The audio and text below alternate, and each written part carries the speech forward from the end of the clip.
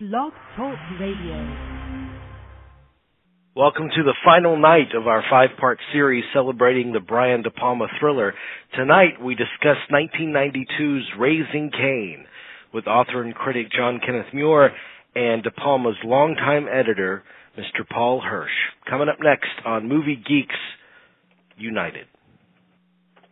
Looks like she was put in the car when she was still alive and then drowned. Look at her nails. See how they're cut and torn? Looks like she was trying to claw her way out. You should see the expression on her face.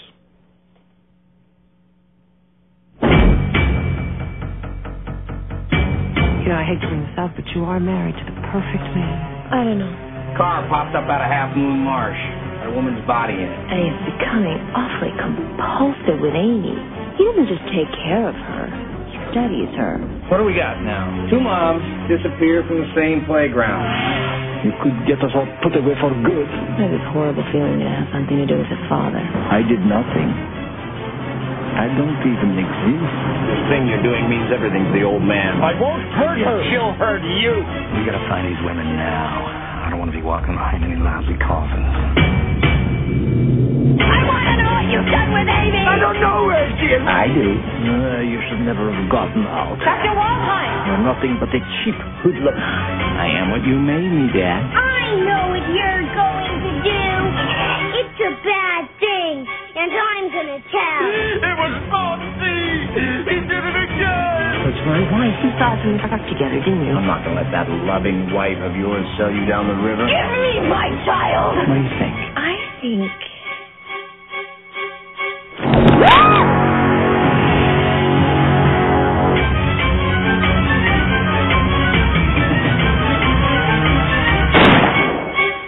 Hickory dickory dock. Cain has picked his lock.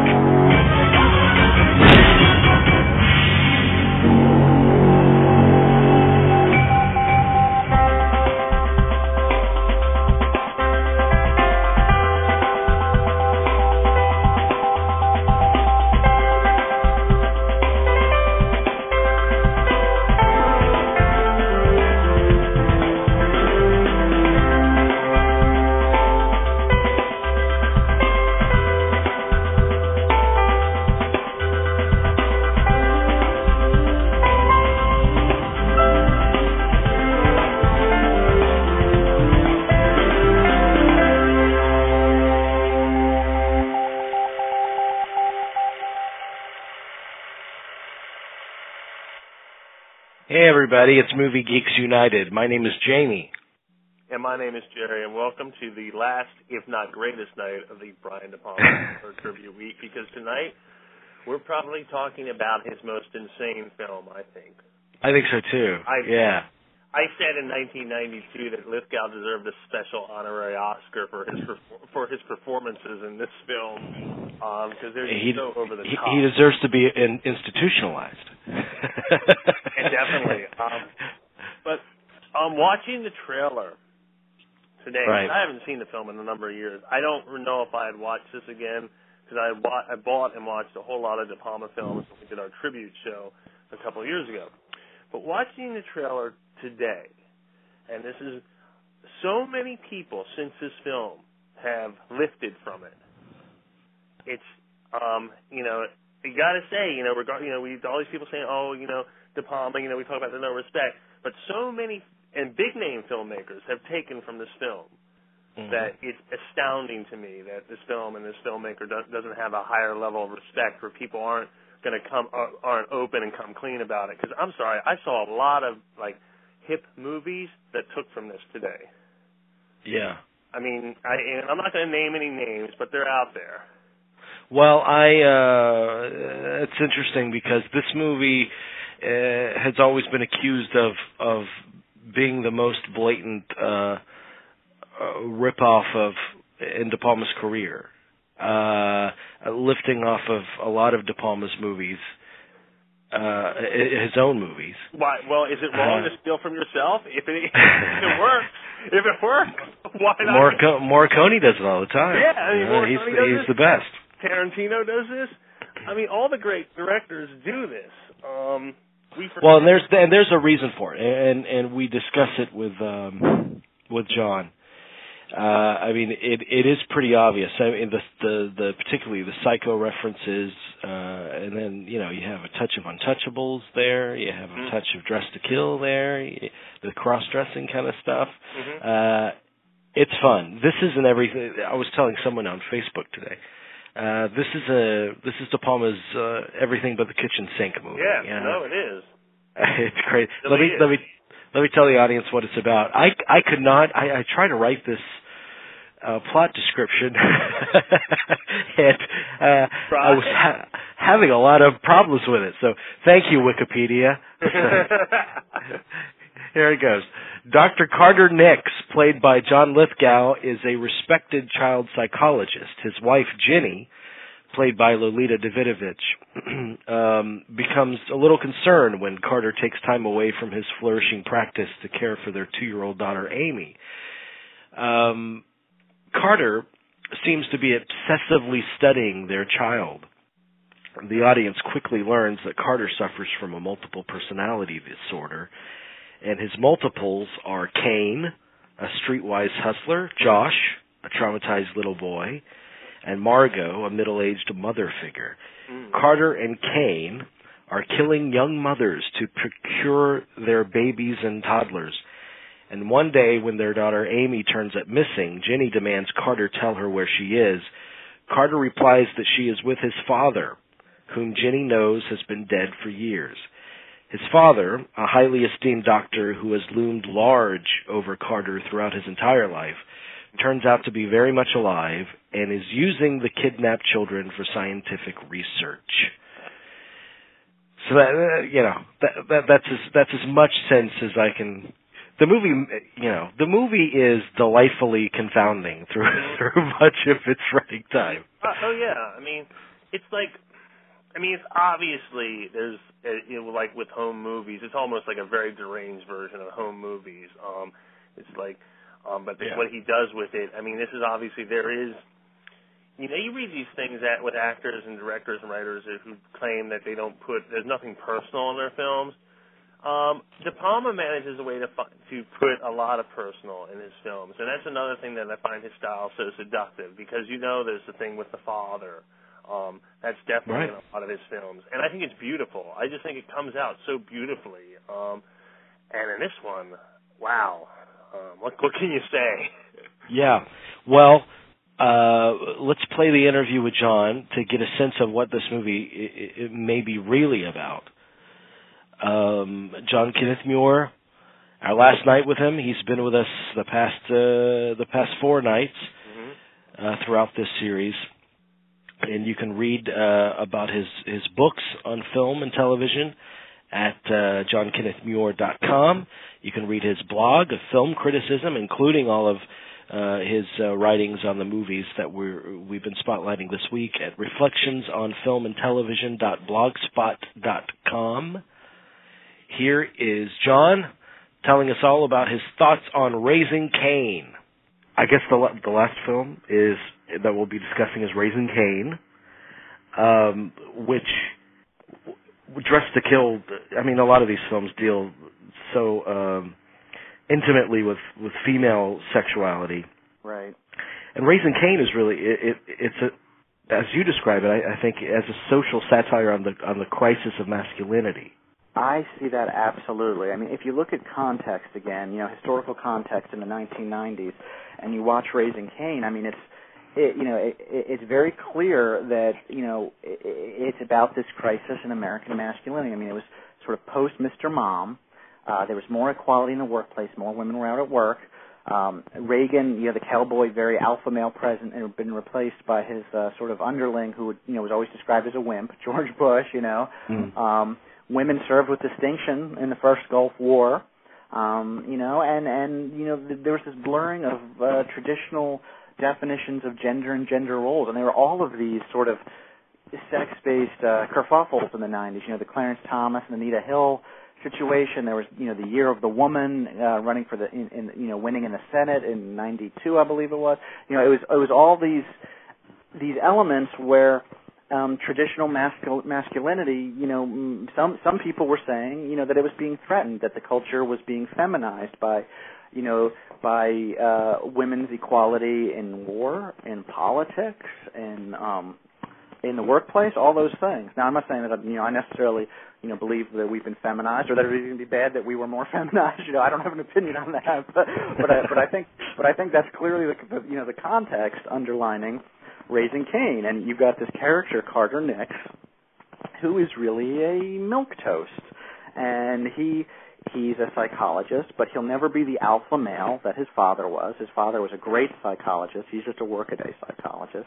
He's given up his job to stay in the home and raise his child, Amy.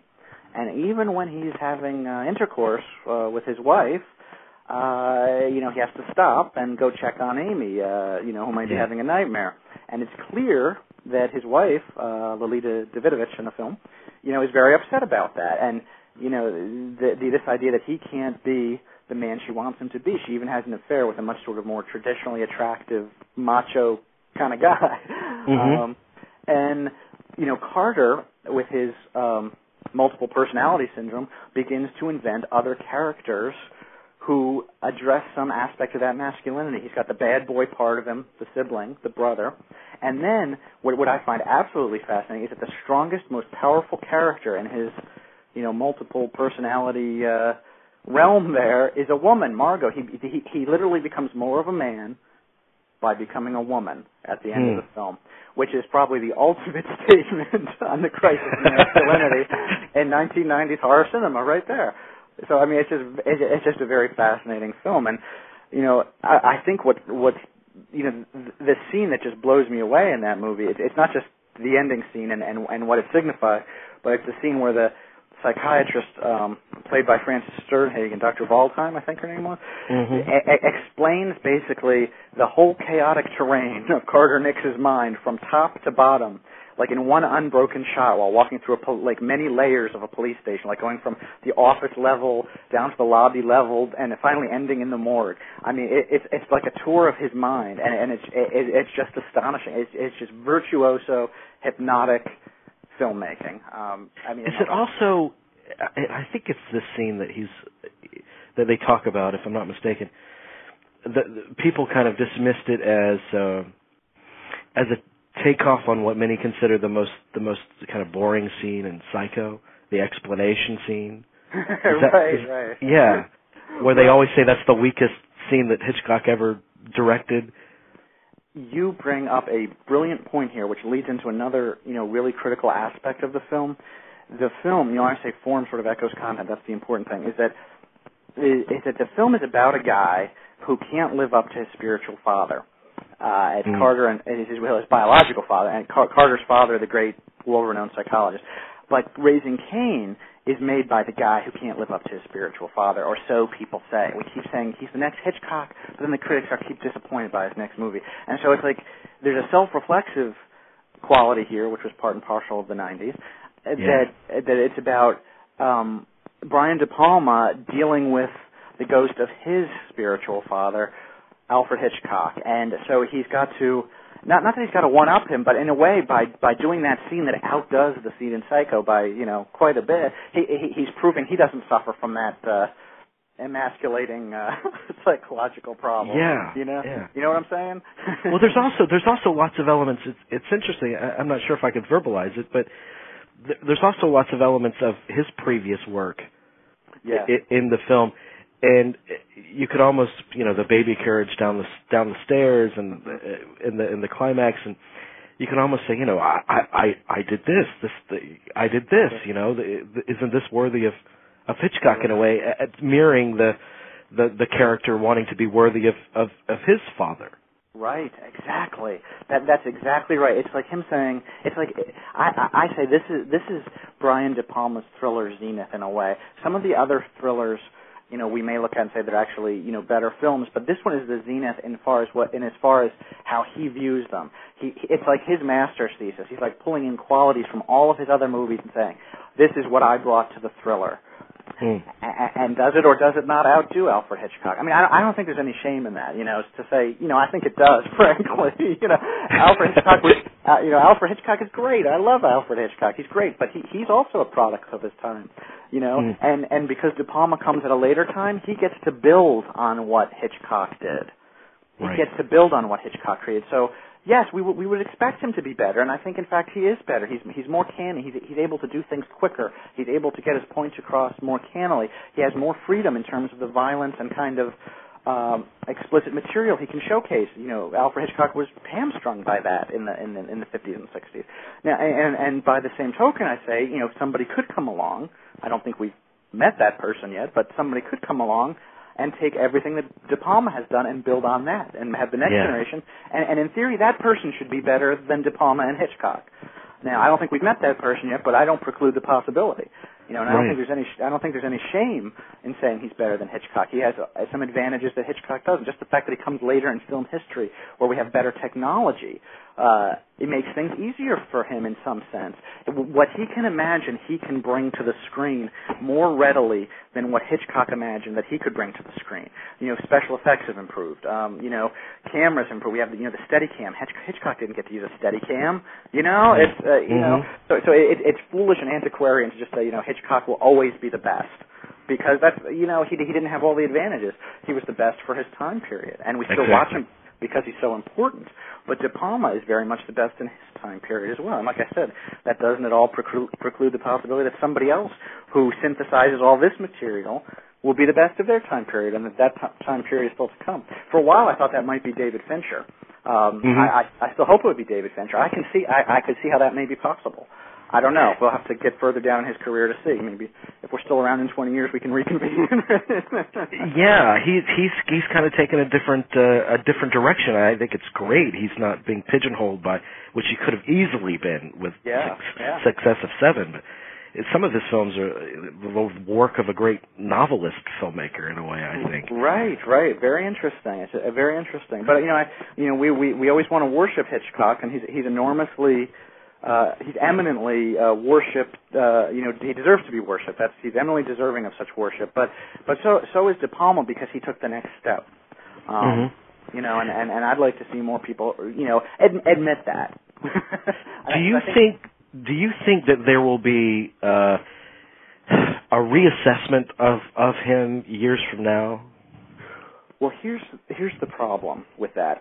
There should be a reassessment, I believe. Actually, he's my favorite filmmaker. I think he's absolute top. Nobody can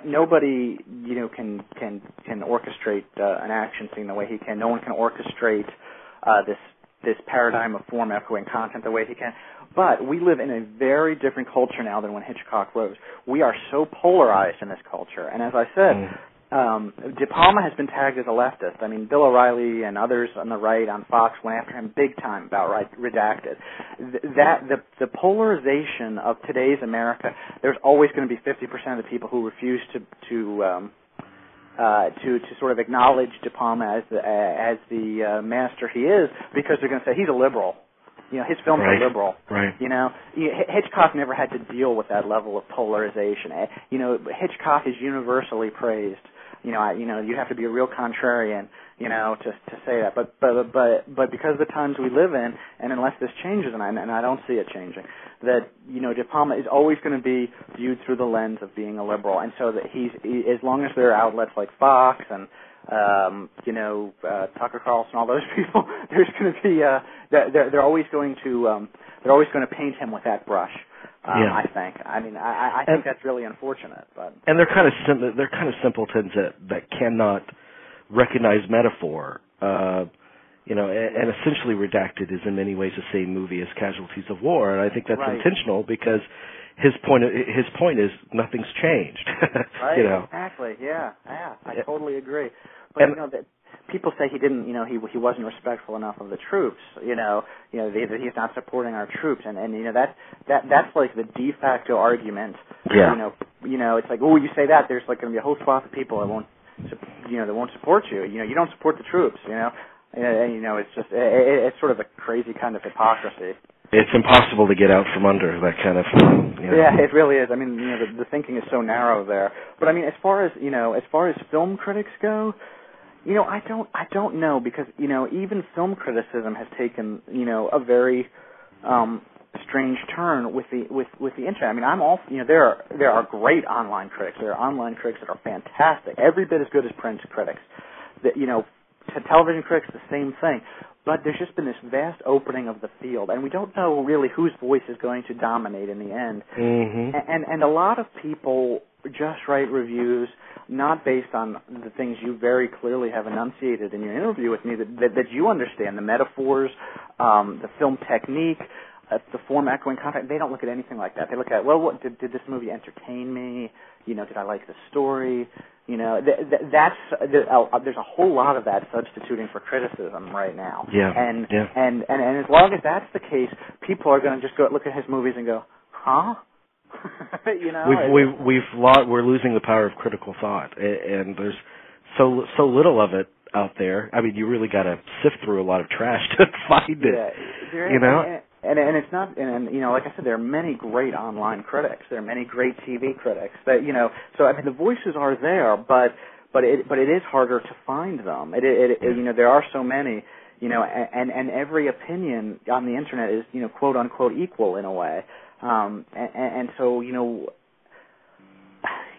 people who don't have training in film or who don't study criticism or who don't know much about history even, you go into a De Palma film and you're baffled.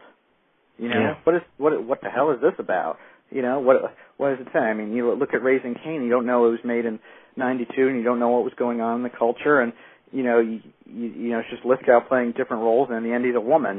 But what does that mean? If you're not remembering what was happening in that era, you don't know what that means. We're not equal. I mean, this sounds really terrible, but many of us are not equal to the films he's made. That sounds horribly elitist and rotten. No, I think you're right. Yeah. But I think it's true. I think at this point, I think he's smarter than a lot of his audience. In the way he creates films. Other people aren't making films in this mode except Tarantino. And Tarantino is popular, so maybe I'm wrong. That's why I'm hopeful that the reassessment occurs and one day we catch up. Yeah. So where De Palma's been.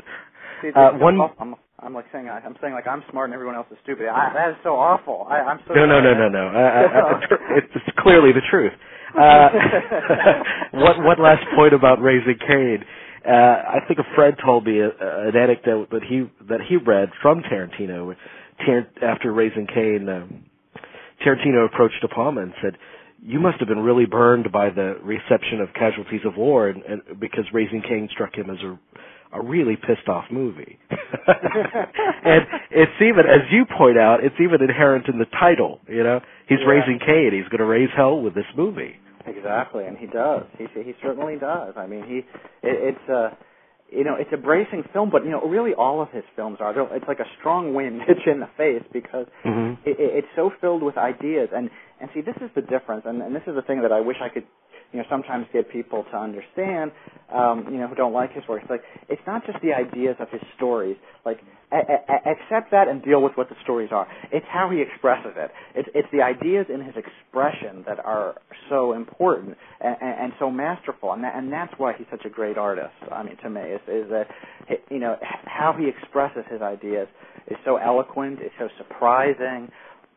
so lyrical, so poetic. I mean, he's just great. He's just great. When I did that De Palma retrospective last year and rewatched so many of his films and reviewed them, I just realized this is the guy. For me, this is the guy. This is like the idealized film director for me. He is really it. Because he's just done so many different kinds of things, and he's done them all so well. And there is such value in his films. Even if you question, well, why do a narrative about, I don't know, split personality? Why did Hitchcock do it?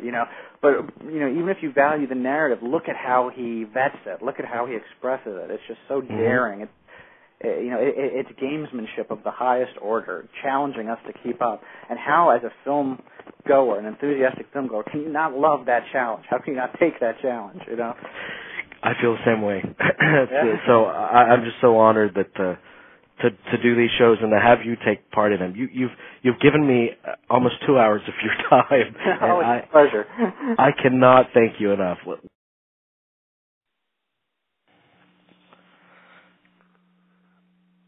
Okay, that was your best. That was your best. That really, thank you. Really. I've been trying to unmute this darn line. So. All right, Tom. It was really, I would honestly have to say, and we've had a lot of great historians and film critics on, but that was quite honestly the best conversation. Not interview, that was a real conversation. Yeah. We had for 5 nights, and it obviously took place over 2 hours. But he said something very interesting before we go back to Raising Cain. He just said something very interesting. And it's not elitist what he's saying. I understand perfectly what he's saying. And I don't think it's elitist. Of course it comes across as that, but it's really not. But he said something very interesting about the Internet. There is this tendency, especially with the social networking sites, for people just to blurt out what they think and everything. It's like almost, I guess, comes from the thumbs up, thumbs down culture, which is not a bad thing, but it's just like there's no thought given, nothing. I believe that you need to take a couple of days to think about it, even go back and watch it again, regardless whether you liked it or not. And he's right. I mean, he brought up a lot of great points. Well, the Internet's changed everything, and the time to think about something that doesn't exist anymore for critics either, because they know that hundreds of other people are going to jump and get online before they do with their reviews. And, so right after screening, they have to run to a computer and type up their thoughts. There's no time to digest. And you need to digest it, especially something like this. I mean, look, we're talking about movies during this series 30 years old, that we've watched dozens of times, and we're and we've had that rediscovering things about them. God, it's like, God, one of the dumbest things I ever did, and I know that's like, there's a whole book of those, but one of the dumbest things I ever did was try to write something about Inland Empire after one viewing. Yeah. And that's the dumbest fucking thing you could ever do. It's really interesting. There's really good points he brought out about the time that this movie comes. I didn't even think about George Bush, the wimpy, because remember, he had that whole the wimp thing. I mean, I think Peggy Noonan wrote an op-ed piece in the Wall Street Journal on the wimp image. And that, and also if you look at the films that came out at the time, this came out around the same time as Single White Female, Unforgiven, A League of Their Own. So it's a very interesting time period it comes out, too. You're right. It's really... It's really about just what he said, the changing role of the male and female. I mean, and this was made about the time that those roles were changing, and and it's about the father figure, both literally in the film and his relationship with the Hitchcock heir, as we discussed in that conversation. Yeah, and that was a good point about Fincher. I thought that was a very interesting name to bring up, and I think that Tarantino is the modern era of De Palma. I think you're absolutely right. I mean, both in terms of tone and in terms of how he kind of giddily takes from other sources and then puts it in a pot and makes his own stew with it. Yeah. No, you're right. But it's interesting that you mentioned Lynch. Because that's always one of the dumbest things I've ever done.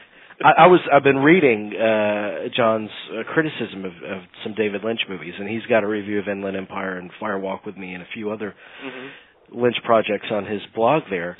And one of the complaints about this movie is similar to the complaints about Lynch when he did Wild at Heart, which is my favorite Lynch movie. That's a watershed movie for you, too.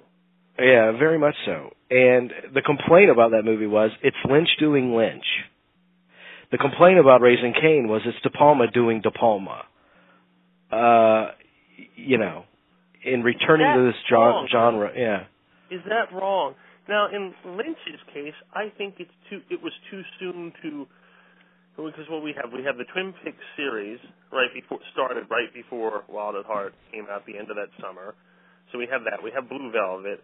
And we have Dune. And then before that, we have The Elephant Man and Eraserhead. Right. But I think that's too soon.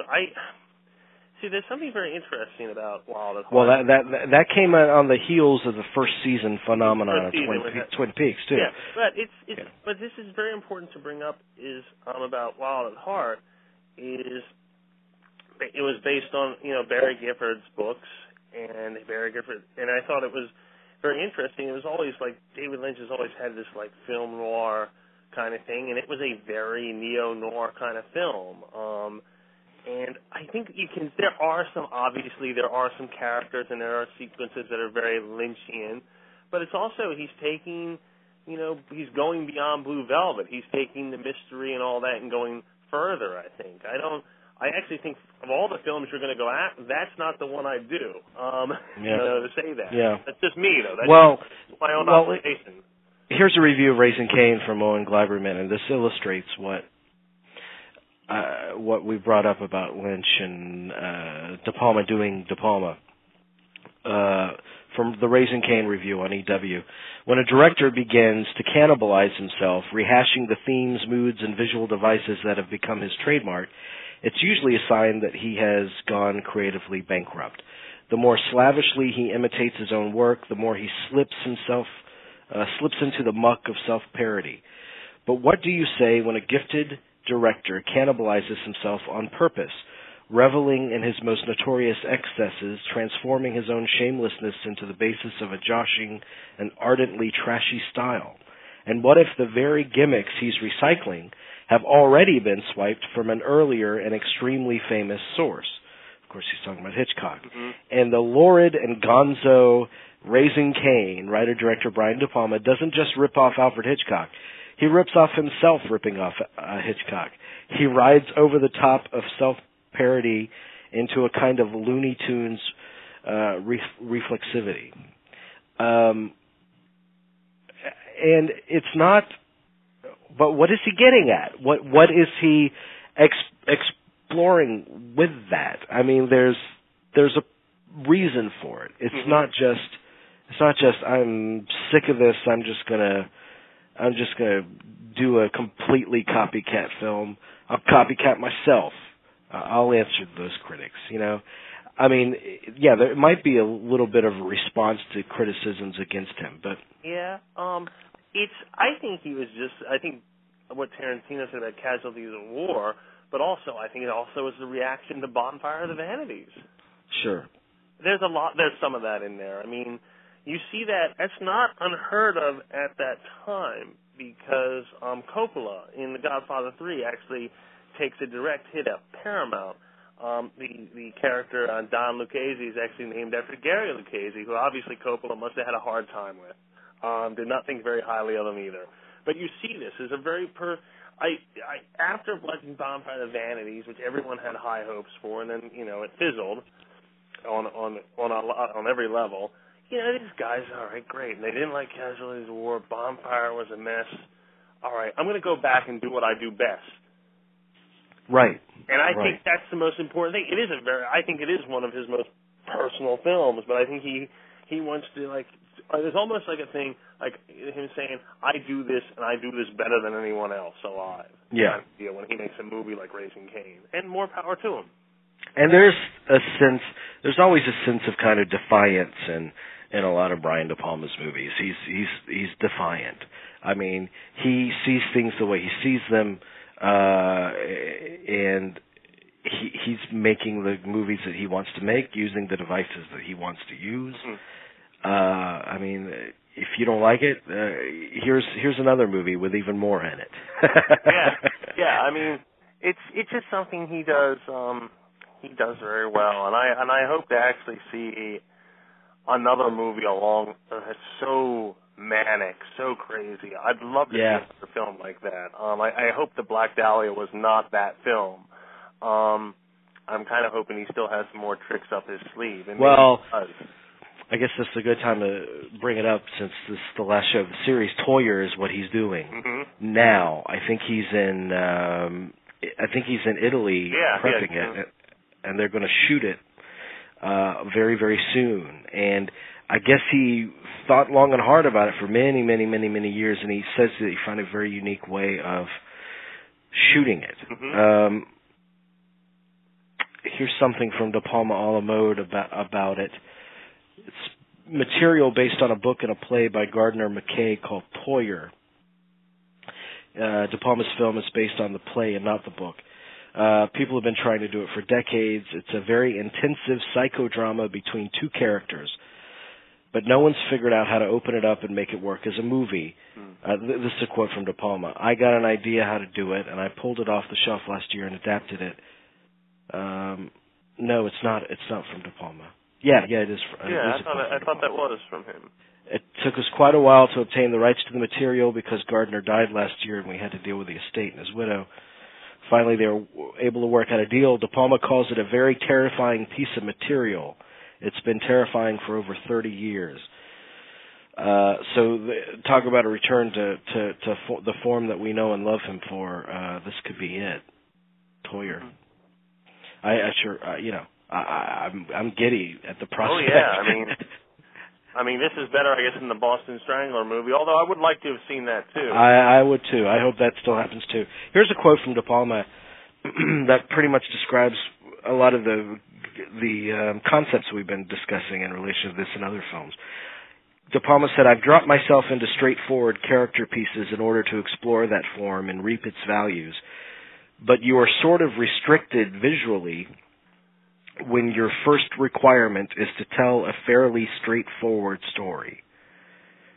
So Raising Cain is probably his least straightforward story. Right. But he's just loving what he can do with it visually. Right. No, you're absolutely right. Another thing with Wilder Heart, another correlation to that. I like Wilder Heart as my favorite Lynch movie. I don't think it's the best movie Lynch has done. I think the best movie Lynch has done structurally is Blue Velvet. Mm-hmm. And I also love Fire Walk With Me. But Blue Velvet is like the fence post there. Wilder Heart I love because it's sloppy, it's crazy, it's delirious, and the tone is set for that from the very beginning. Anything goes in that movie, and you'll accept anything. Yeah. If it was a neat movie, if it was packaged and neat and a really tight script and all of that, it wouldn't work like it does. Right. Raising Cain is the same way. Mm-hmm. It's a go for broke movie. Yeah, no, I agree with you. I just want to say, I guess one of the reasons I also am a big fan of Lost Highway.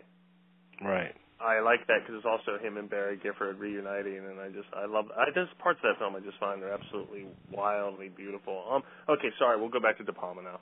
I just wanted to bring that up. Yeah, and in terms of technical bravado, that is the most jaw-dropping tracking shot in Raising Cain. Oh yeah. Mm-hmm. Throughout the police station, into the elevator, down a long flight of steps, down to the morgue.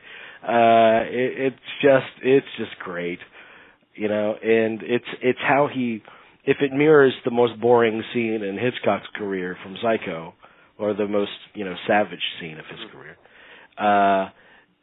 then it does so just on surface. I mean, the woman's explaining everything about Carter and his personality defects and blah, blah, blah.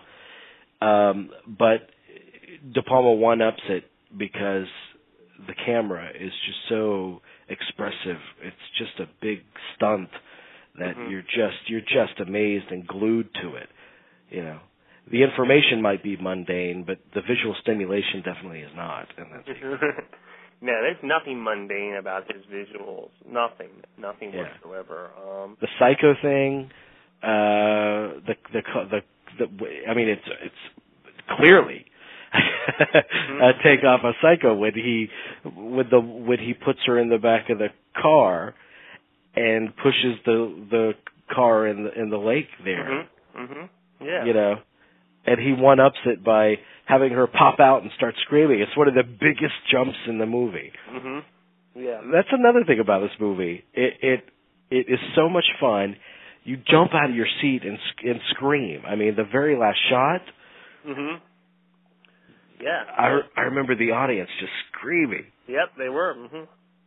And then he ends it. He's like, "All right, that's it. See ya." Yeah. Okay. We're going to take listener phone calls if anyone wants to call in and share their thoughts on De Palma, any of the films that we've discussed. you'll have the opportunity to right after our final interview of the night. This interview is pretty long. It's 45 minutes long. Okay, cool. This should be fascinating because didn't we try to get him many times. Yeah. This is a big deal, guys. So please, this is big. This actually took me making a phone call to get him. Okay, wow, okay. Instead of an anonymous email. I don't listen to the whole goddamn thing. Because this is rare. I work my ass off punching those 10 digits, let me tell you. No, dude. This is if you had to do that, dude, this is big. I can't wait Paul Hirsch, longtime De Palma editor, started with him very early, almost from the beginning. He learned editing by cutting his teeth on De Palma films. Also, famously, he's worked with John Hughes on Ferris Bueller's Day Off and Planes, Trains, and Automobiles, and most famously, with George Lucas on Star Wars and Empire Strikes Back. Talk about a legend in the editing business. And, of course, his relationship with Lucas blossomed because he had a relationship with De Palma.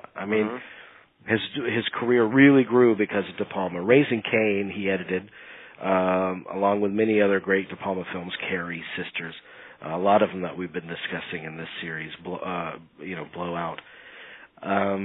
Here he is talking about the art of editing, talking about his time and impressions of De Palma, the working relationship he had with him, and then we discuss a little bit about John Hughes at the end of it. Here's Paul Hirsch. The editors tend to be very meticulous, intellectual, very focused. What was it about your sensibilities that drew you to film editing, do you think? I studied art history at Columbia College, and I went to take a degree in architecture subsequently. But it was another bachelor's program, and I wasn't really prepared for another 4 years just to get another bachelor's degree. So around that time, there were a number of things that, I don't think there was a single thing, but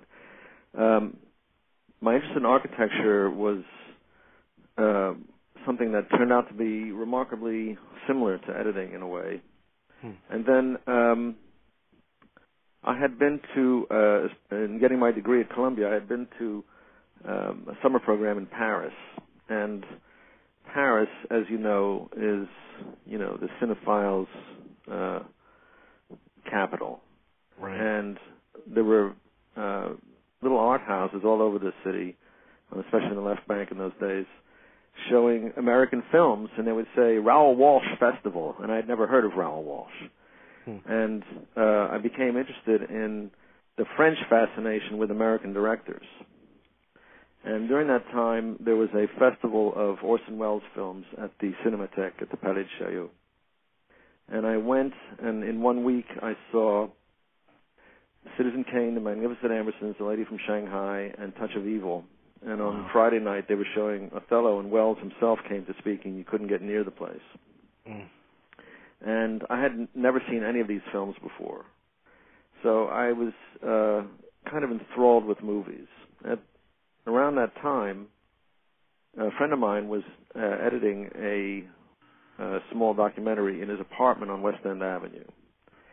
And I visited him, and I saw for the first time editing equipment, splicers, rewinds, a moviola. And this was in the 60s, so this was pre-videotape. Right. And the only way you could see a moving image in those days was in the movie theaters or on television live. There was no tape. There's no replay of anything. The only way you could see a moving image was forward at sound speed. So here was this machine where you could go forward, you could go backward, you could stop on a frame, and I was thunderstruck. I thought, oh my God, what a fantastic tool. And I had always liked working with my hands, and I was drawn to it for that reason. And I left architecture school and got a job in the business. And you met Mr. De Palma fairly early through your brother, was it? Yes, my brother Charles, was at Universal. He had been a manager of the Garrick Theater in Greenwich Village next door to the Bleecker Street Theater. And he'd been recruited into a sort of junior executive program at Universal Pictures on Park Avenue, 45th Street. And they were, I guess they were further up. They were in the 50s. But anyway, Universal was constantly being approached by New York filmmakers looking for financing for their projects. And my brother was put in charge of scouting young directing and writing talents. And in fact, I think he was just there as a lightning rod to deflect people away from the other executives. You know, they never, I don't think they really intended to do anything with walk-ins off the street. But some of those walk-ins were, you know, people who became important directors later on. Yeah, absolutely. So and Brian was one of those walk-ins, and my brother Chuck tried to get Universal to finance a film directed by Brian, and they would have none of it. So during a 2-week vacation from Universal, he raised money independently and produced and co-wrote with Brian a picture called Greetings, which starred Bob De Niro among a couple of others. It was a story of 3 young men trying to evade the draft, or avoid the draft, let's say. And it was in 1968. It was the height of the Vietnam War and the height of the anti-Vietnam movement, and you know, an earth-shattering year in American history. Yes. And so they made this film, and I had gotten a job by that point. I had worked my way up in various small jobs, and had gotten a job as an assistant editor at a trailer house. And I was starting to cut trailers, and when Greetings was finished, Chuck came to me and had me cut the trailer for it, which I did. And Brian and I met, and we kind of hit it off. And when Greetings turned out to be sort of a minor hit, they got money from the financing company, a company called Sigma 3. They were the distributors, Sigma 3, to do a sort of a sequel, which was originally entitled Son of Greetings. And then we changed the title to Hi, Mom. Yeah. And it was the further adventures of the character De Niro had played in Greetings. And that was the first film I edited. I was 23 years old and didn't know anything, but didn't know I didn't know anything. Yeah, that's a wonderful time. I had just a general question, because you entered the industry at a time when movies were changing, and that you were speaking about visiting France and awakening to movies there. The European influence was really showing up in 70s cinema, and I'm curious, how did that reflect in the editing style of the time? Well, you know, I think editing is a nonverbal language, and as such, it crosses international borders easily. So you can see influences from American films traveling east across into Europe and other, you know, things that they do coming west. I think editors watch films, we get ideas from other people's films, we get ideas from our own work. You know, it's sort of a process of accretion where things are picked up and utilized and become standard, and then people make, you know, we stand on the shoulders of all the editors who've gone before. I remember seeing Breathless, and I didn't know anything about editing, but I was excited by the film in ways that I didn't fully understand. And I had the pleasure of meeting Cécile Descugis several years ago in France. She was the woman who edited Breathless, and it was quite interesting talking with her.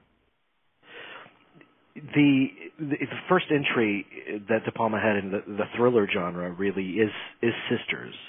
And I'm curious to know a couple of things about that film, and one is the use of split screen, which De Palma does quite a bit. And if I'm not mistaken, you're not so crazy about split screen, are you? No, not really. I mean, I find that, it's an intellectual device rather than an emotional device. Mm-hmm. And, I think it takes the audience out of the movie for a moment, while it's on. It's fascinating, but it distances you from the characters in the film. Yeah. It was obviously shot and conceived to utilize split screen, correct? Of course, yeah. He had simultaneous cameras in the scene where the victim, I forget his name, Philip is the character's name. Philip crawls to the window and scrawls on the window in blood, and Jennifer Salt is across the way and sees him. That moment was shot simultaneously from inside the room where he's writing on the window and from Jennifer's point of view. Right. So, and then when the police arrive and Dr. Breton is trying to make his escape, there was shots in the hallway shot simultaneously where they come out of the elevator, he ducks around the corner, and then they go by, and he crosses from one screen to the other. It's very successful, I thought. Mm-hmm. And when the film gets progressively kind of loonier as it goes on, it's terrific. Did you work to make your editing reflect that? Was there a different pace that happened in the editing as the film went on? No, you just respond to. See, I was still, look, I was 26 when I did Sisters, my second film. Mm-hmm. Very different from Hi Mom, which was sort of one sketch after another, basically. Loose, kind of a loose story. I mean, the script for Hi Mom was, 3 or 4 pages on a legal tablet. That was Brian's outline, but the whole thing was sort of semi-improvised. Right. Whereas Sisters was scripted and in many instances covered in a way that films are conventionally covered, with wider shots, tighter shots, and so forth. And, I was still feeling my way and learning. I had no one to teach me editing. I sort of had to discover it on my own, which was an experience actually I shared with Walter Murch, who said he had the same experience, that he had never been taught either, and discovered the rules by working and making mistakes and correcting it and seeing what works as opposed to what doesn't work. And in effect, the experience of doing that was sort of like gave me the feeling that I was inventing editing, even though it had already, I was reinventing something hundreds of other people had, thousands, if not thousands, had already discovered. But having to do it myself and reinventing it myself was very exciting. Well, you're finding your own voice in that art form. Finding my own way, yeah. Yeah.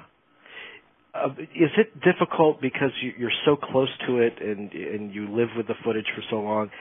Is it difficult to maintain a fresh perspective to truly know if it's working? Yeah, I mean, the process is such that once you get something working, you stop paying attention to it and you focus on what's not working. Mm-hmm. So that your focus is never. Your focus is constantly changing because the things that work start to outnumber the things that don't work, and then eventually everything's working as well as you can make it. And then you focus your attention on sound effects or music or color or other aspects of the finishing process as opposed to just strictly looking at it from an editorial standpoint. Right. You after Sisters, you did Phantom of the Paradise and yes. Obsession, yes. For De Palma. Was Obsession really a breakaway from the style of those earlier De Palma films, the way you cut it? Well, it was shot in widescreen. Vilmos Zsigmond was the cinematographer, and Vilmos is a genius. I mean, the stuff is extraordinarily beautiful. And it was my first experience cutting a widescreen movie. And,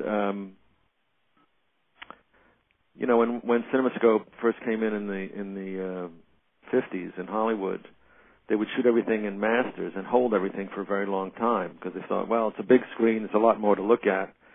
So the style of the photography changed to more masters and group shots as opposed to close-ups, and the editing style reflected that as well. Mm-hmm. So when I started cutting Obsession, Brian had not particularly made any of those sort of 50s-like choices. He shot it as you would other films, and I cut it. My sense of the pacing of the film is always derived from the tempo that's established by the action. So I wasn't thinking in terms of the tableau and, gee, I ought to hold this longer because it's a big screen. Mm-hmm. So I just cut it according to my own feeling about the pace based on the action and the pace of the dialogue and so forth, and whether I want to be on somebody delivering a line or if the reaction to that line is more significant than the person delivering the line and so forth, the choices you always make. And when I first saw it projected, I thought I had this moment of terrible anxiety that everything looked too short, because I was seeing it on the big screen, and I thought, oh my God, this all could play longer. You could look at this stuff longer. And then I decided no, it was fine. I got over the anxiety and I looked at it again and more rationally, and I thought, no, this works fine. About that time, Jaws came out, and Brian was friends with Steven Spielberg, and he often came to the editing room. And I said to him, it was interesting watching Jaws because it was shot in widescreen, but it was cut no differently than you would cut a 4:3 movie for television in terms of the pace. But it didn't slow down to accommodate the big screen. And Steven agreed. He said, yeah, you just cut it like any movie. When you become involved in these projects, with the De Palma films, do you come in at the pre-production stage? I mean, do you have the script and invest in the script before they start shooting, or at what time do you come in usually? Well, back in those days, we were all very young, and I would get copies of the script beforehand. But no, I was not involved in pre-production in terms of casting or any of those other physical considerations. But I'd get a copy of the script and I'd give Brian my comments. With Blowout, particularly with the editing, I would think that would be a particularly challenging project because so much of it articulates the process of filmmaking as well, and the syncing of the footage with the sound, right. And you see all of that working. Right. Well, that was fun. I mean, it's interesting that now that that's all obsolete, it's become a sort of a document, a sort of a historical record of filmmaking techniques of the previous, century. Yeah. We didn't realize that at the time that it would be, like that. But it was very much influenced by, those scenes were very much influenced by Blow Up, Antonioni's Blow Up, where he was in the dark room and, making successful greater enlargements and so forth. And even the title, when Brian, I think the original title of the film was Personal Effects, or maybe that was my idea for the title. But anyway, when he said we're going to name it Blowout, I kind of groaned because it was so obviously derivative of Blow Up,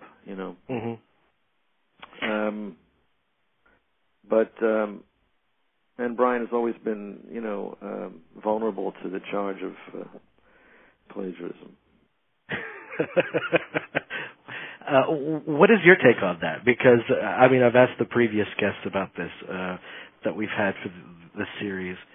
The Hitchcock comparison always comes up. Right. Well, in point of fact, I think actually Brian and Hitchcock are very similar in terms of their personalities. They're both drawn to the dark side. They have they share kind of sardonic wit, and they're very visual. And I think those things are not. They're similar to Hitchcock, but they are, in fact, genuine with Brian. Those are genuine aspects of his personality. So, of course, he's going to be influenced, and interested in film. He's going to be influenced and drawn to somebody who's so similar to him as a person. Right. And I might add, slightly sadistic as well. Yes. So, all those things, the wit, the dark humor, the visual flair, and the kind of sadistic quality, and a fascination with women in peril. I think all those are shared by both men, and it's just Hitchcock came first. Well, with Carrie, when you're talking about women in peril, such a strong female characters in that film, and the film works because you so empathize with Carrie White. Right. So when it all goes to hell at the end, it truly is horrifying. Right. And any discussion of De Palma, it always focuses upon the sequences. Right. And of course, the big one in Carrie is the prom sequence. Right. What can you share with me about building that sequence and making it work? Well, the prom sequence breaks into two halves. There was a long build-up to, the key moment is when they dump the bucket of blood on Carrie. So preceding that moment is a long, extended section where all the elements are put in place. There's a long tracking shot which starts with one of the students collecting ballots, and then she goes around to all the tables collecting ballots for the king and queen of the prom, and then she goes over to the door, she kisses her boyfriend, they swap the ballots. When you see this is all in one shot. And she takes the fake ballots, which have, been rigged so that Carrie wins the election, and she takes them over to the teacher's desk, and then the camera comes down and we see Nancy Allen and John Travolta hiding under the bandstand. And then there's a rope in Nancy's hand. We follow the rope, and it goes around the stage, and we see, I think we see Amy Irving on the side there, and then the camera cranes up, and we follow the rope, and then the camera winds up directly over the bucket.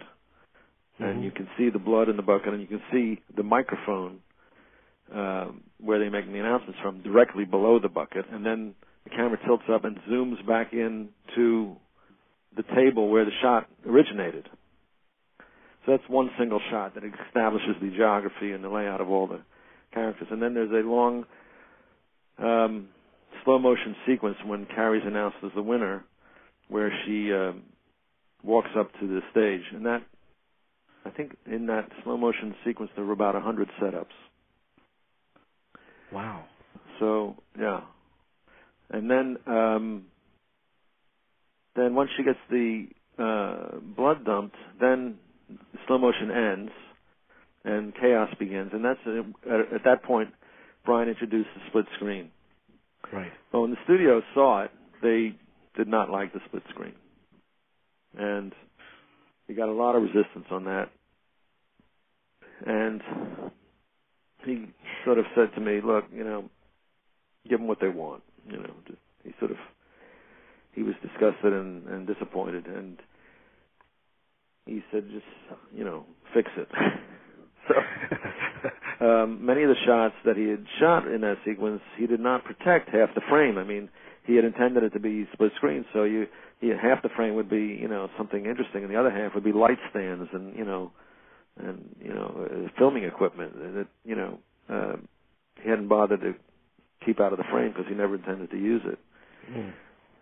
Some of the shots were protected for the full frame, and I was able to use, so I used as many of those as I could. When there was no way around it, I had to go with the split screen.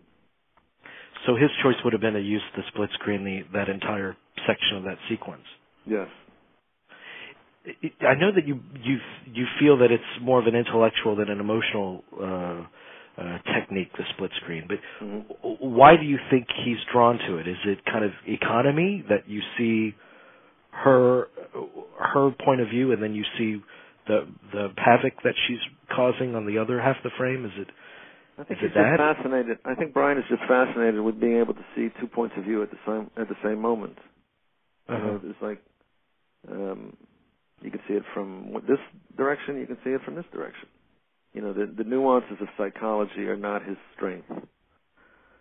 His strengths are visuals and camera movement and choreography and things of that nature, in which the actors are the object of the camera, you know, movements and setups, and these set pieces that he designs are giant mechanisms that are not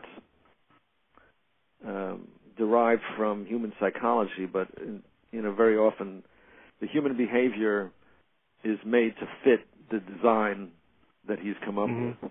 Mm-hmm. For instance, in a picture that I didn't edit, the Vietnam picture with Michael J. Fox, Casualties of War. Yeah.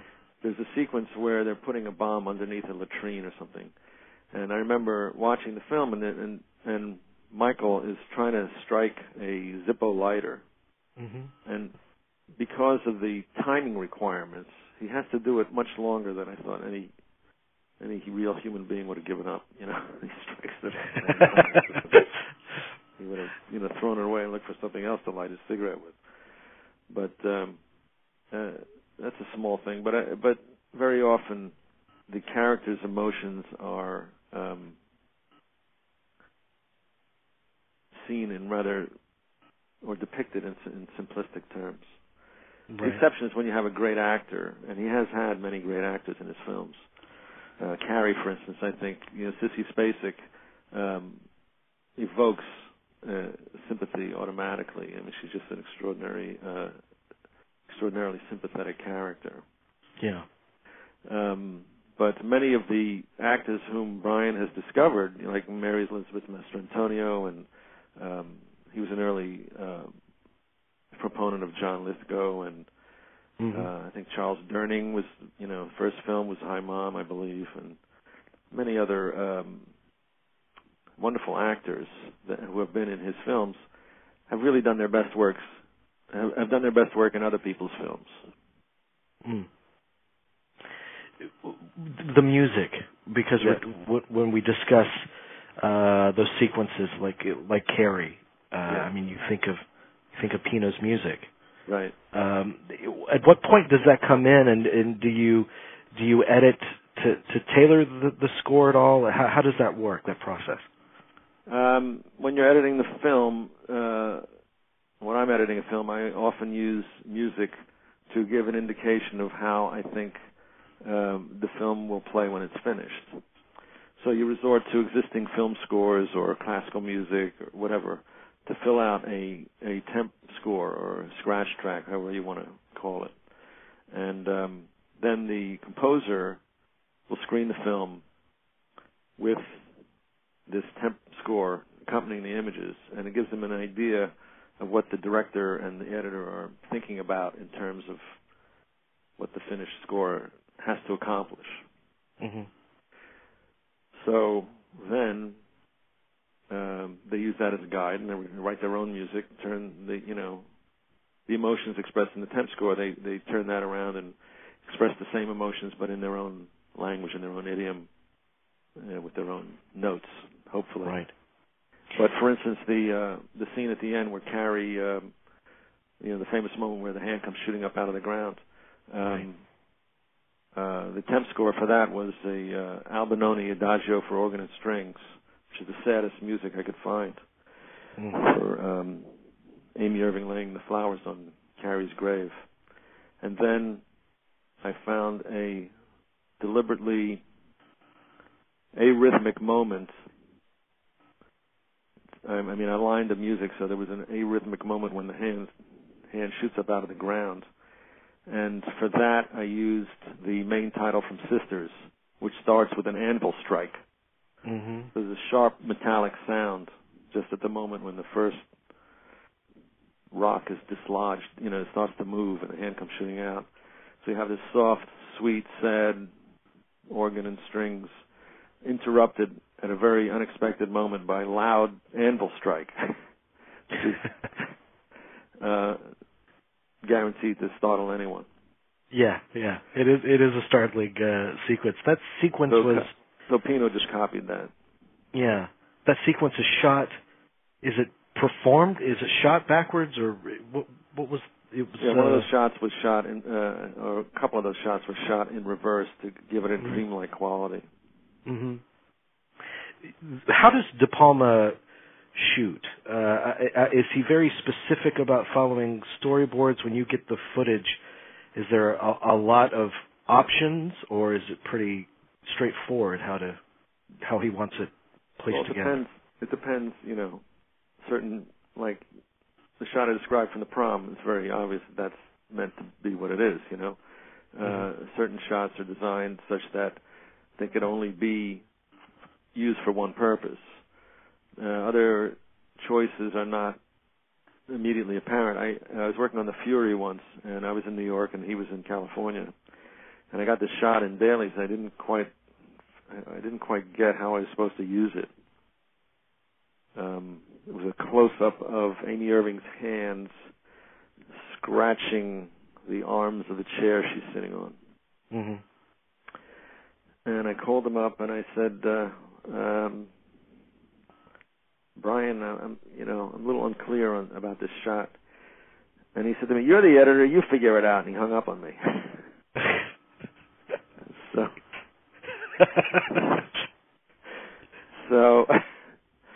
So I figured it out, I used it as I saw it, and he liked what I did. So sometimes it's obvious, sometimes it's not. But Brian was always very supportive of my work. He was my champion early on, and it was through his working on his films that I became, known to George Lucas, who offered me the work on Star Wars. Yeah. And Brian was very supportive and instrumental in my getting that job, and I can't thank Brian enough for everything he did for me and the stuff that we did together. We had a great time working our way up. Yeah. Before I let you go, I just want to ask you any recollections or thoughts on the process of putting together Raising Cain. Right. Well, Raising Cain was a puzzle for me because at that time I was working at 20th Century Fox. I was sort of the in-house film doctor at the studio, and I'd been doing it for about a year, and I was not happy with the job because basically the job is turning terrible pictures into bad pictures. I mean, and that really wasn't fun for me. I wanted to be working on good films. I mean, that's my whole ambition in life, was to work on good projects. And even though there were certain perks of being, inside the studio, and I got to see, Darryl Zanuck's personal steam room and all that, but in fact, the work was not fun. And at that point, I was working on a picture where the director really didn't want me, and my services were not welcome, and I was eager to get out of there. And I got a call from Brian's agent, and he said, "Brian needs help." And I said, "Okay, I'm there."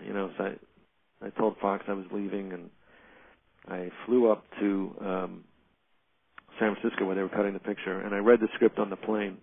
I hadn't read the script yet. And I read the script and I thought, what? Huh? What? So I got there and I looked at the film and I said, "Brian, I don't get it." He said, "Look, it's very simple, and he starts explaining it to me, and I was still puzzled, because I thought, what? Because, in the film, woman dreams about dreaming and then wakes up and dreams that she wakes up in the dream, but she hasn't woken up. It's part of the dream. So, I said, is this, I don't get it. Is this a dream? Or, and then he had titles, yesterday, today, and tomorrow. And I thought, what? I don't know. It was just, I guess I'm a very literal person. So anyway, part of what we did was to straighten out the chronology a bit. Right. Because it was it was just, when I first saw it, it was moving forward and backward. It was just totally mystifying. I just couldn't figure out what was going on. So, but he said, boy, if my own editor can't understand it, I must be in trouble. But it was fun, the film has that sardonic De Palma humor in it. Yeah. And we were editing in a I guess it was a guest house in Woodside, California. It was winter. We had a log fire in the editing room, and I was still working on film in those days.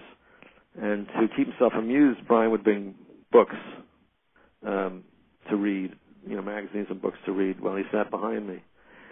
And I remember at that point he was reading a book that was an instruction guide to how to commit suicide.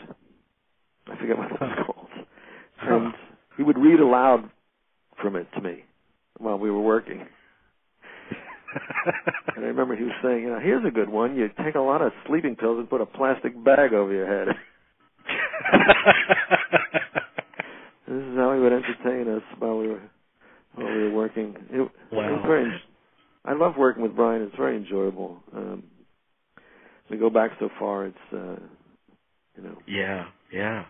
I recall seeing Raising Cain when it was released theatrically, and like the zinger at the end of Carrie, the one that comes the last shot of Raising Cain. I have rarely heard a reaction like that from a crowded theater. It just screams. Great. And it left you on. Yes, and it left you on such a high, like when you left the theater. It's terrific. I do love that picture. I've heard that, not a lot of people, a lot of people had problems with the idea of stealing the children, kidnapping children. But we used to say, and there was a catchphrase that developed around the editing room, which, have you spoken to the others? That line that Lithgow delivers. Oh, no, it was Bill Finley. Yeah. Bill Finley, have you spoken to the others? Do you attend? Do they have screenings, or is the screening process important for you to gauge how a film's working? Yeah, I mean it's easier with a horror picture or a comedy because you get vocal reactions that you can evaluate. I remember when we were screening Carrie, we had screenings at the MGM screening room in New York, and all the seats in the theater are sprung. You can lean back in them, and Brian and I would sit in the last row when that hand came shooting up out of the ground. Every seat in the theater recoiled as everybody stiffened, and we'd laugh. It was so funny to see every seat in the theater go back at the same moment. But, in comedies you can gauge where the laughs are. That's very important. Right. But in a drama, like a picture like Ray, which I edited, when the picture's working, you can't hear anything. I mean, the best response is no response. In a drama, everybody, sits there like quiet as a pin, So, I think screenings are most useful for, like I say, films where you can hear or experience the response by the audience. Yeah, an audible reaction. The kind of testing that they do out here of asking questions about this and that, I don't know that it's terribly useful.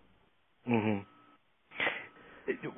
Tell me about movies now. I mean, what do you think the state of film editing and movies in general, where that lies now? Well, the state of editing is, the digital tools that we have now are extraordinary because it gives you so much freedom. You can do so many extraordinary things and have so much control over what you're doing compared to working on film. I mean, for instance, when I was working on Ray, I would do these multi-layered montages of, various layers, one on top of the other, and I could do it right in the Avid. And I could control what, exactly what frame, if I was going to do an iris, I could control where on the screen the iris would close down and how fast and, control that. And, on film, you'd have to send it out to an optical house and wait a week and get it back and tell them what they did wrong, Right. So, working on the Avid is extraordinary. The problem is I once wrote a little article for one of the editing magazines out here called "How the Avid Made the Work Easier and the Job Harder," because the Avid, because of its speed, makes the editing process interesting to people with ADD, who are executives and so forth, people like that, or to be more charitable about it, people who are have very busy schedules and don't have a lot of time to focus on the editing process. When it was on film, they wouldn't stick around because everything took so long. Yeah. With the Avid, everything is so immediate that, and the big screen we now cut on 42-inch plasma screens, and instead of a 5-inch or a Steenbeck is a 18-inch screen or whatever it is. Now there's a big screen. Everybody can sit back on the couch and talk about this or that. It invites people into the process, right? Which is, I think, deleterious. But for the practitioner, it's great. But in terms of the sociology of it, it's not great. Right. Well, and the films, today are just really depressing. I mean, the films that Hollywood is making is it's demoralizing because they're not making the kind of films they made even 10 years ago. They tend to make bland comedies or copycats of everything we've seen before. Comic book adaptations of comic books, comedies, and big action, franchise films. Mm-hmm. But they make the films for the audience that they can most easily manipulate. Yeah. Through advertising. So it's kind of depressing.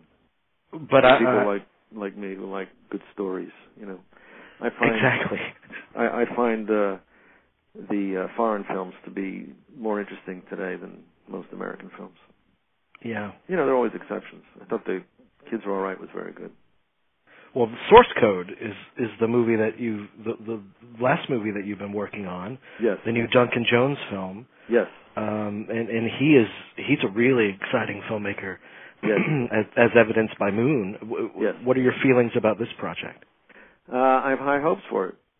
I think it's a really fascinating.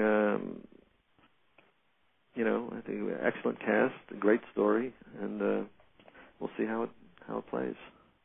Well, I look forward to seeing that, and I just want to. You've had such an incredible contribution to films, and so many of them are very close to my heart. So I just want to thank you for bringing those to me. Thank you so much.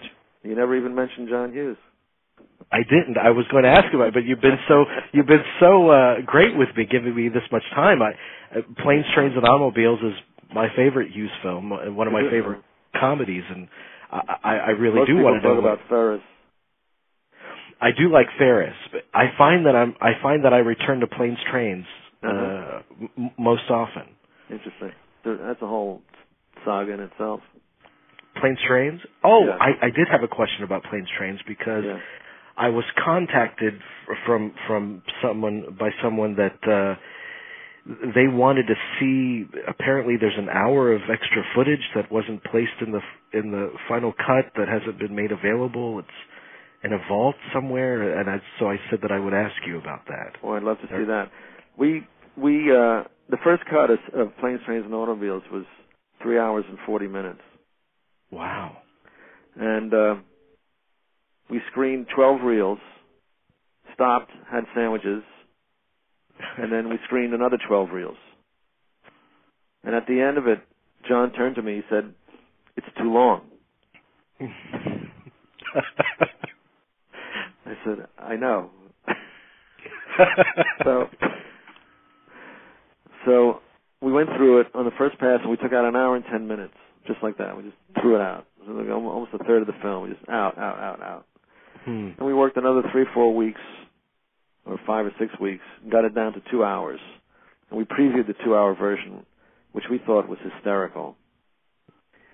And the audience did not agree. Huh. And I would love to see a copy of that cut if it existed anywhere. But, we didn't have tape in those days. We didn't have, I guess they had tape, but it was not, we didn't have tape in the editing room. It was all film, so you'd have to send it out to get a videotape. And it was just, he made, John, I have to ask his sons if they ever, one of them contacted me after he died and said he was going to call me when he got to L.A., but he hasn't called. But I mean to ask him if there's a copy of that cut in his possession. But I thought that was a terrific cut. But then eventually we previewed the picture 9 times, because with a comedy you can tell where the laughs are and where they're not, Yeah. And we kept cutting and cutting and cutting and cutting, and the running time now is 90 minutes, I think. So it was just a question of getting it as tight as possible to make it work, or? Well, that was part of it, and the other half was that it's a character comedy, and interestingly enough, the smallest thing can make a huge difference in a character film, whether it's a character character drama, or character comedy. The smallest thing can turn an audience around about a particular character, and it turns out that in our original cut, Candy was perceived as a user. He was taking advantage of Steve. And so they didn't like him, and then they lost patience with Steve for they thought, why is he staying with this guy who's just using him? And it took us 4 screenings to figure that out, and we put back a line that we had taken out, something where he offered to pay for something once. Oh, let me pay for that. No, that's okay. And that was it. Then they liked him. Huh. It was the smallest thing, but it turned everything around. It was quite amazing. There's a cut in that film that I love, and it's Steve Martin. I think after Candy steals the taxi cab, he sees him again. He's trying to place where he remembers him. Yeah. And there's a quick cut to John Candy looking through the taxi cab door window. Yeah. And yet the door is somehow separated from the taxi cab. In the airport. Yes. In the airport lounge. Yeah. Right. I do love that movie. There was a shot of Candy in that airport lounge where Steve, they raced to get to the airport, and then the plane is delayed, so they're just sitting there. So they're waiting, and I forget what's in the film anymore, because I've been through so many versions. But at one point he takes off his shoes, and then Steve reacts to the smell of his feet or something, and he's watching Candy, sort of trying not to look at him, but he can't help it, At one point, Candy is eating a chili dog and smoking a cigarette at the same time. And he takes an enormous bite of the chili dog. First he takes a drag on the cigarette, takes a deep drag on the cigarette, and then he takes a bite of the chili dog and blows smoke out his nostrils while he's chewing the chili dog. Which is fabulous, but that is great. I don't know if that made its way into the final cut. But what kind of guy was John Hughes? Because he was. So little is known about him. We did a show on him and interviewed 5 or 6 people that had worked with him. But in your experience, what kind of collaborator was he? Well, he's the funniest man I've ever met in my life. There were days I couldn't work because I was laughing so hard. He would get on a roll. He would start telling a story, and then an hour would go by, and he would just embellish and embroider, and I would just be in tears, And at the same time, he was sort of mercurial and moody, and so he was extraordinary. His writing is extraordinary. Yeah, and it's a loss. But he never liked Hollywood. He hated Hollywood, and he hated the interference by studios and getting creative notes. He couldn't stand that. Right. So finally, he had enough money. He just said, "Screw it," and he went home. Did you have any interaction with him when he left the business in those years? No. I saw him once in the early '90s when I was doing that job with Fox, where I cut a picture called Dutch, which he produced. Right. I saw him then, but that was the last of it.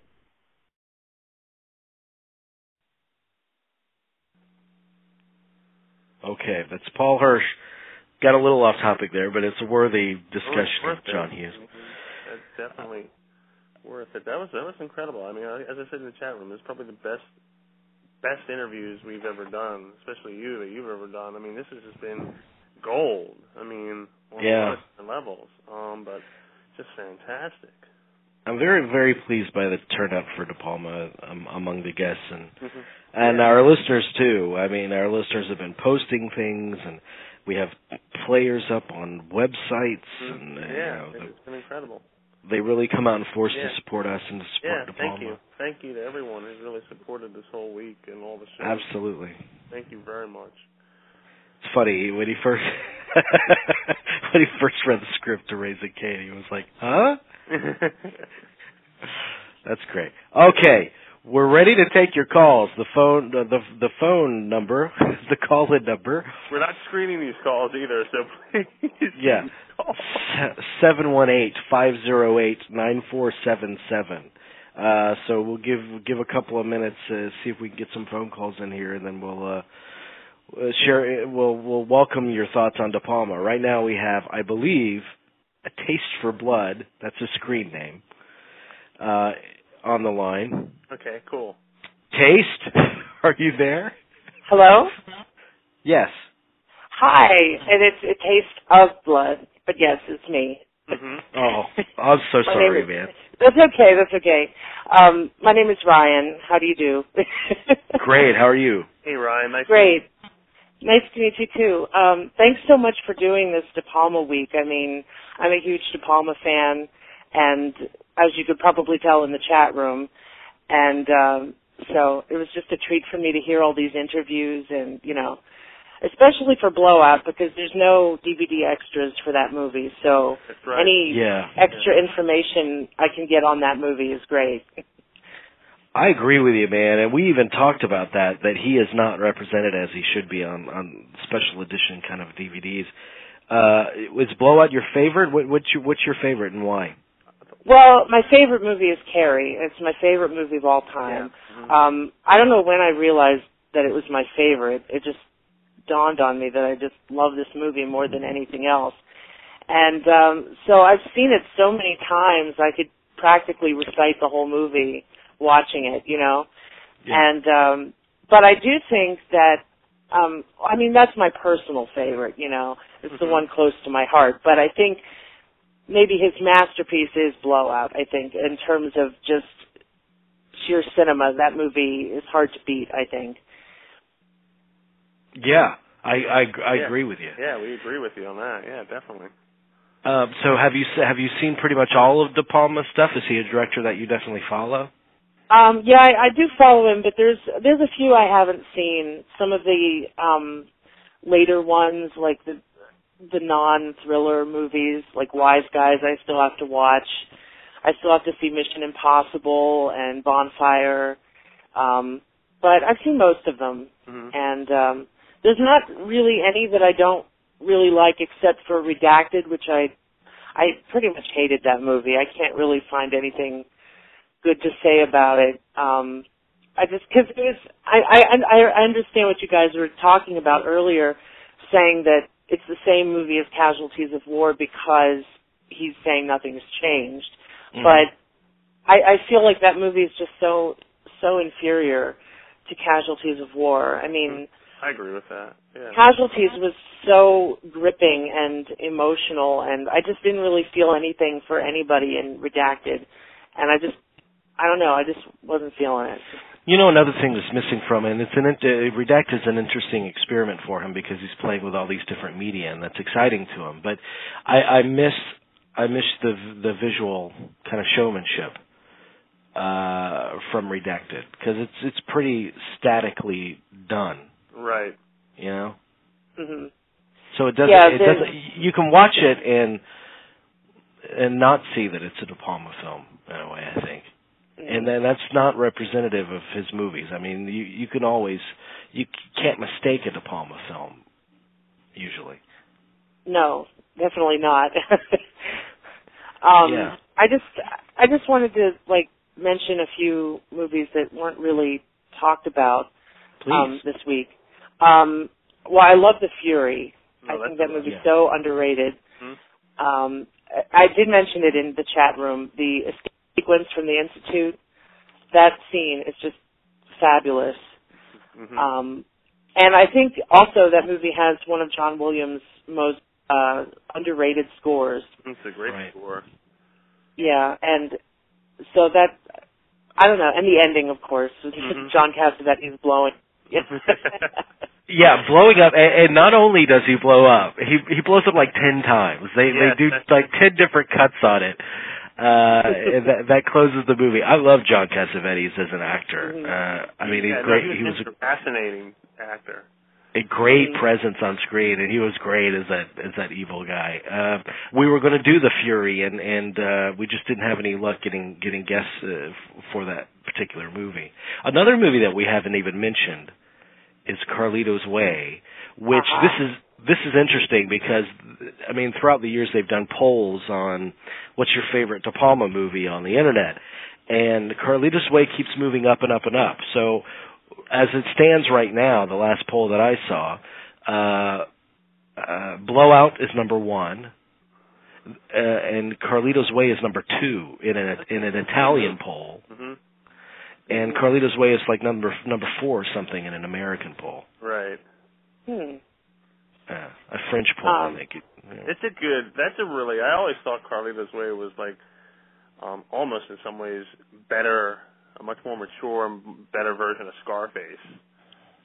Well, I think Scarface is when you talk about the one-dimensional characters in some of the De Palma movies, and that's intentionally so. I think he's making a point about that in Scarface. Carlito is like a different monster altogether. I think it's also just a really balls-out performance, great performance from Pacino and especially Sean Penn. I mean, it's really, you could argue, Sean Penn's movie. Yeah, I think. But it's a really, I always enjoyed that one. The first time I saw it, I was like really blown away by Carlito's Way. My problem with Carlito's Way, and I mean, Pacino's my favorite. My problem with it was always that the story's been told so often. You know, the criminal that gets out of jail and he tries to fly straight, and the influences won't let him. But what's exciting about it, as in all of his movies, is that De Palma's directing it. You know, it can't help but be unique because it has that visual flair to it. True. I remember it. I have to agree that Carlito's Way.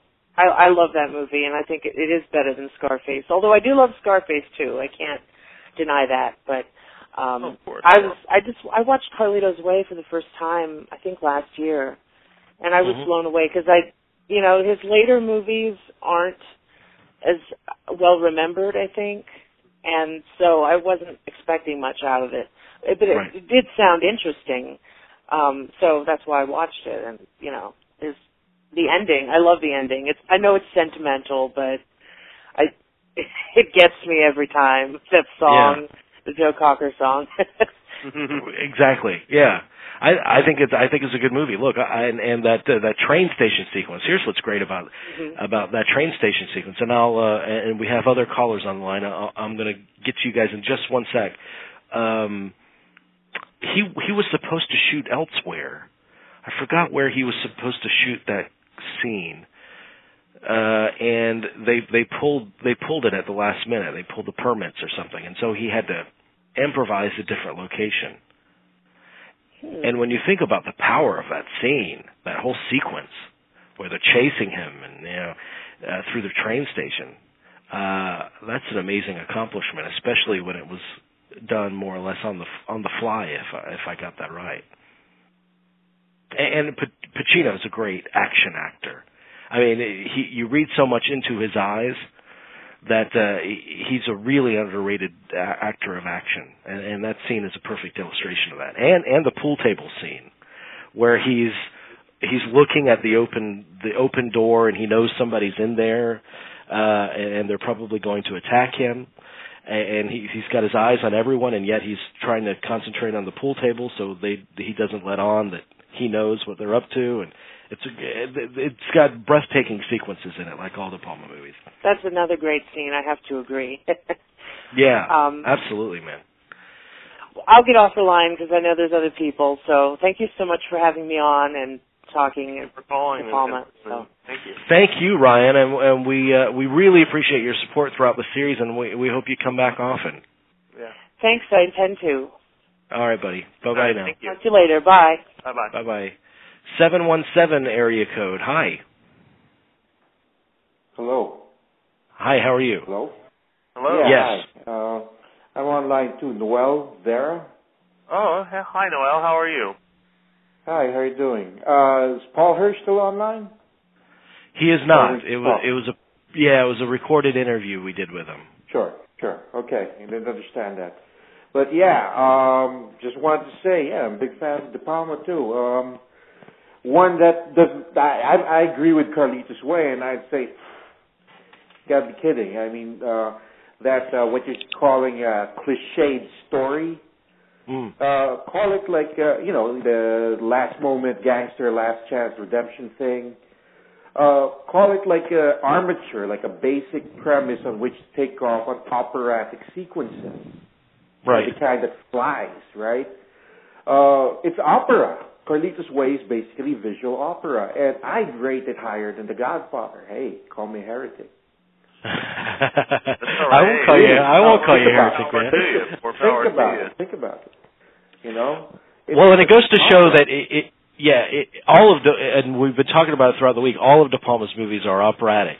And it goes to show you that a director can take a piece of material that on the surface might have been done many times before and make it sing, in a way that you've never experienced. High Sierra, for crying out loud. High Sierra or Public Enemy, that's an old story. And when you think about The Godfather, it's an old story too. Sure. But so would you rank Carlito as your top De Palma? Oh, wow, Blowout is such an old favorite. Yeah. Blowout. It's his Vertigo. I know he's a big Hitchcock fan. Blowout's the heartbreaker, but Carlito's climbing up there, absolutely. Mm-hmm. Yeah, without a doubt. Without a doubt. And I'm not sure if anyone... Yeah, go ahead, I'm sorry. No, please, finish your thought. I'm not sure if anyone mentioned Mission to Mars, which Paul Hirsch also edited. Mm-hmm. I mentioned it because it's the one that people rarely talk about, and I've been arguing that people really need to look at that one. People need to rediscover that big time because it's a very hopeful movie, which makes it stand out automatically in De Palma's resume. And I just thought it was gorgeous. The hopeful part I have problems with personally, but this is where De Palma, the science geek, really comes out because second to 2001, you really can't think of a more scientifically accurate science fiction film. Yeah. It's hard to find out. And there's that sequence there, that extravehicular sequence where they're out in space and they're trying to do a rescue, where it really captures the hopelessness of zero gravity. If you make a mistake when you push off, you don't get that moment back. It's lost forever. That really drives home that sequence, that kind of hopelessness that, how action sequences, they all happen fast. This is really slow motion in real time, paradoxically. Yeah. You know what I mean? Yeah. Yeah, that's without a doubt. Sequence. Nowhere else can you find that kind of action sequence, right? Yeah, I agree with you. Great sequence. Yeah. And a lot of his so-called failures, what do you call that? The one with the drill body double. Yes. I think it's terrific. Body double has a lot of people love Body Double. Yeah, I love Body Double's great. More and more as the years go by, I've heard more and more raves about that movie, but you're right, it was absolutely butchered when it came out by people. Yeah. It's ridiculous. It's like Raising Cain. It's ridiculous. But again, visual opera. I mean, there's a suspense of the characters trying to come out all right, and there's a suspense of seeing if De Palma can pull the sequence off. Yeah. He's doing like a visual somersault through the narrative, and if he lands on his feet, fantastic. You applaud on top of the fact that the characters come out all right or whatever. I agree, and I think that he is one of those directors. And 937, I see on the line. We're about to take your call. I think he's one of those directors where he should be polarizing, you know, because he makes movies on the edge. And if he weren't polarizing, it would take away a lot of the personality from his films, I think. Sure. He takes risks all the time. He's not a film director. He's no, if you don't mind my saying so, pardon my French, Ron Howard. And the one everyone's like down on so much, the what's his name, the Black Dahlia, I think is really underrated. That deserves re-examination, really. I think that's a great noir. Yeah, I'm ready to re-examine it. I don't think I got it when I don't think I got it when I first saw it. I mean, I'm not ashamed to say, but a lot of De Palma movies, as we've been discussing, pay off so much the more and more you see them. You rediscover things, and I'm looking forward to reinvestigating Black Dahlia. Sure. I'll let you go now, and you go ahead and switch on to the next. But, hey, it's been fun talking with you guys. You too, man. Thank you so much. Sure. Okay. Bye. Good night, buddy. Okay. Thank you, Noel. 937 area code. You're on. Hey, Movie Geeks? Yes. It's Movie Geeks. Hey, thanks for the Brian De Palma series. It's been really You're welcome, man. What's your name? Oh, it's Rich. Yeah, she's Rich. Welcome, Rich. Thanks for calling in. Just unknown voice. Yeah, I've really followed De Palma for a long time, and it's just no one really seems to talk about him. I don't really get it. And he is important. He's like probably one of the top 70s directors, but I think even like going up to now, I mean, I think he's still maybe not as relevant with some of the films he's been putting out, but I think he's good. And I mean, there's like barely any books on him or anything. Which you're right. Sad. I've only read the book of interviews that's a series of directors' interviews, and I read like a pocket guide, and there's another book we interviewed an author a couple of years ago who wrote a book on De Palma, right, Jamie? I think like maybe a French book or something that's almost like a Hitchcock Truffaut type of deal, but it never came out over here. Or some guy there's actually a French book that is just now coming out. They just announced it. It's part of a series where they focus on a specific film and director, and this one is on Mission Impossible, and it looks like a big book full of gorgeous photography and writing, and but the only problem is I think it's in French. Well, yeah, which I took years of French classes, and I could probably tell you like 2 French words, but yeah, it's just, I don't know, because even reading that Easy Riders Raging Bulls, I mean, he just got the shaft out of all those guys, and I think later saw some interview with Peter Bart where he's like, out of all the directors in here, De Palma, who cares, right? Oh, man. Well, who cares what Peter Bart thinks? He's got his own issues. Well, that's true. I mean, that book was, some of it was good. Why do you think that? Why do you think that is, Rich? Why do you think he's been shortchanged? Well, I think you guys have brought it up before. It's basically just the genre that he's known for, thrillers. Even though, really, honestly, in the past, 20 years, what other than Raising Cain, most of them haven't been thrillers. But then I guess the ones that he's done since then haven't been, haven't gotten as much notice maybe. But I don't know. I like Carlito's Way. I think that's my favorite movie that he did. And after that, he did Mission Impossible, which is probably his highest grossing film Yeah. And I love Snake Eyes. I know that's the one. I think everybody has a De Palma movie that they love that everybody else seems to hate, but that's the one that I really like. The opening tracking shot's awesome in that film. That whole... Oh, yeah. That's an awesome sequence.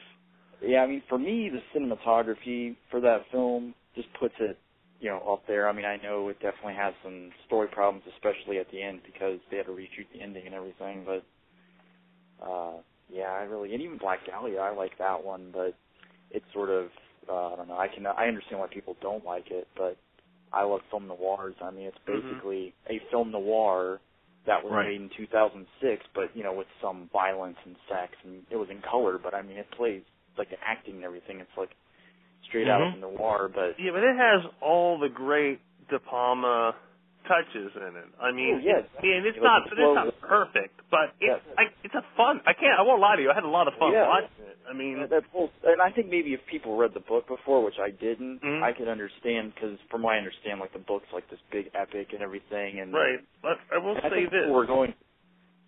Oh, I'm sorry. No, go, please. Oh, you're talking about the book. Okay, I was going to say, I think people were expecting it to be like L.A. Confidential, like shot in that, because, that was shot in a more realistic style, and the acting was more naturalistic, and, they were expecting from the trailers like Zodiac or something, and, that's not what it was at all. No, not at all. Go ahead, Jerry. Okay, I'll go ahead. It's like the perfect union, the perfect marriage of source material and director, though. I mean, that's what's heartbreaking about it. It doesn't fully work. But, I mean, if there's ever a writer and a director meant to work together, it was James Ellroy and Brian De Palma. Well, I always wanted to see him do a noir. It was like, Carlito's Way, in a way, is somewhat noirish, and even Scarface, it was just like, I always wanted to see him do a noir. And, I mean, it's definitely not perfect. Without a doubt, I wouldn't claim that, but I think it got crapped on a lot more than it really should have. So before we let you go, Rich, let me know. Tell me what your favorite is. Tell me which one you hold closest to your heart among his resume. Well, it's Carlito's Way, but I think that actually may have been the first De Palma film I ever saw. So I mean that may be why, but it definitely Carlito's Way. I like Carrie, Body Double, Casualties of War, Untouchables. I mean, I like his stuff that isn't thriller, and I think a lot of times people, they kind of disregard it. And I think really the films that he's done in the last 20 years, those films barely have anything written on them. I think that's where like the writing and stuff needs to be done in the future, because, and they do need to rediscover other stuff too, like Blowout, but I mean, there's barely anything written. Like even Mission to Mars, I mean, I know you were talking about that, and when I first watched that, I thought it was terrible. I thought, man, this is like the worst thing you've done. Like, this is worse than Wise Guys. But, I mean, it's watching it now, like knowing, like, okay, he was just trying to do basically a flat-out 50s sci-fi movie. This is what it was. He wasn't trying to make it, really like the sci-fi movies of today, because it was probably what he grew up with. So kind of like a throwback. And, it is like, it's a really kind of spiritual movie, and, that's not what... Exactly. It is surprisingly spiritual, and it's kind of deep on it's deep on a level that isn't your typical, space and we're going to fight Martians kind of movie. And plus it's delicious kind of notion that De Palma did a Disney film. Hey, David Lynch did too, so around the same time. Yes. So. Straight story. In the air, I don't know, straight story. But anyway, thanks, guys. And thank you. I'm glad, because what I usually do is I listen to your guys' show when I'm at work doing computer work. So it kind of gets me through the day sometimes. So thanks, guys. Hey, I appreciate it so much. Thank you, buddy. All right. Take care. Take care. All right. Intelligent listeners, intelligent callers, Jerry. Congratulations. We got them. I know. We got them. We did it. We really came through this time. You guys are all great. Thank you so much for calling in. Thank you for joining us all this week. We love De Palma. Our featured show this week, and it'll be changed out next week, is our interview with Brian De Palma around the time of Redacted. We interviewed him, and we interviewed basically the entire cast of Redacted on the same show. And a show previous to that is another tribute we did, just a general tribute to De Palma, and that show had William Finley in it, Armand White, and Eyal Peretz, who actually wrote, as you were talking about, Jerry, a book about De Palma. So obviously we're crazy about De Palma, and De Palma heard, just to share this with the De Palma fans out there, he heard our tribute show to him from 3 years ago, and we found out about it because a journalist friend of ours was at Toronto where he was premiering Redacted. And he was also a guest on the show. His name's Keith Ulick. And he was in a roundtable interview with De Palma, and De Palma looked at his name and said, "Were you on with the Movie Geeks on that show?" And he said, "Well, yes, I was." And he said, and William Catt was supposed to be a guest, and he never responded back to us to confirm after he initially agreed to come on. And De Palma said to Keith, he said, William Catt ever show up? So that was exciting for us, and I think based on that first tribute show, he thought we were okay, and he agreed to come on our show. Yeah. So we hope if Mr. De Palma's out there listening to these shows sometime, he feels our affection for him and our appreciation of his great body of work, and everyone's appreciation, that all the callers and all the people that have listened to this series. It's definitely out there, and we can certainly feel it. Definitely. And we wish him a happy birthday. He turns 70 tomorrow. No sign of slowing down. No, great. we don't. That's awesome. We don't want him to slow down. No, God no. So, Jerry, it's been a great, enjoyable ride. Yes, it has. Great conversations with great people. We're so proud that we could bring them all on the show. Sunday night we'll be back. Nicholas Meyer, director of Star Trek II, and so many great movies. The day after, yeah.